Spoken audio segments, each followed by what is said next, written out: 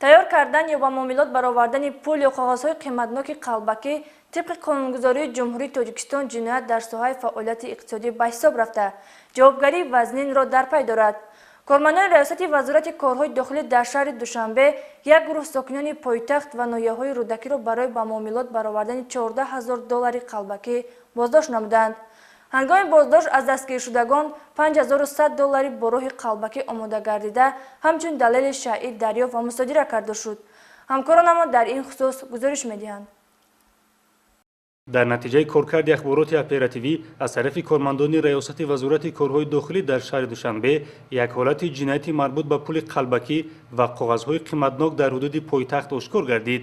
همچون گمانبر در صادر نمودن این جنایت 4 نفر شهروندان اسکندرов سلیمان سال تولدش 1986 استقامت کننده ناحیه رودکی دهه لاهور و هم مسلکانش گلاحمدov اسکندر سال تولدش 1991 شکورov فردوس سال تولدش 1994 و ایگمقولov ساربان سال تولدش 1995 استقامت کننده شهر دوشنبه دستگیر کرده شدند.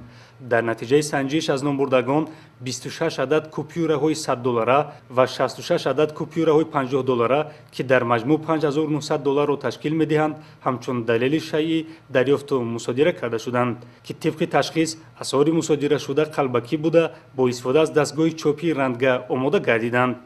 تفتیشات پیشکی معین نمود که ماه فوریه سال جاری دستگیر شده اسکندرov سلیمان 14,000 دلار کوپیوراهای قلبکی را به خاطر به معاملات برآوردن قبول نموده به رفیقش گلاحمدov اسکندر داده است.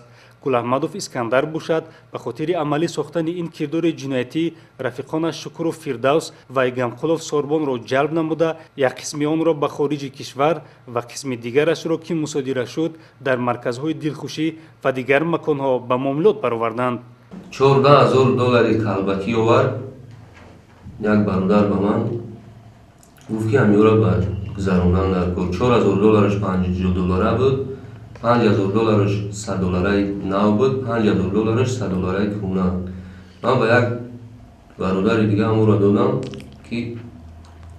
که همو را یعنی بگذرونشون مبلغ توزهشون کنن. سلیمانov رفیقم 14,000 دلار گرفتم.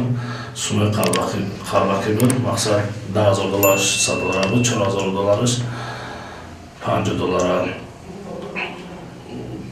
5,000 دلار 4,700 دلار شد دوباره روان کردم و سیاه شخص جورا دیگرهایش رو در اینجا گذراندیم. مقصد 50 دلارش 3,200 دلار گرفت، 3,300 دلارش گرفتم. مبلغی که جورات به شما داد با در کیا تقسیمش کردی برای گذراندن؟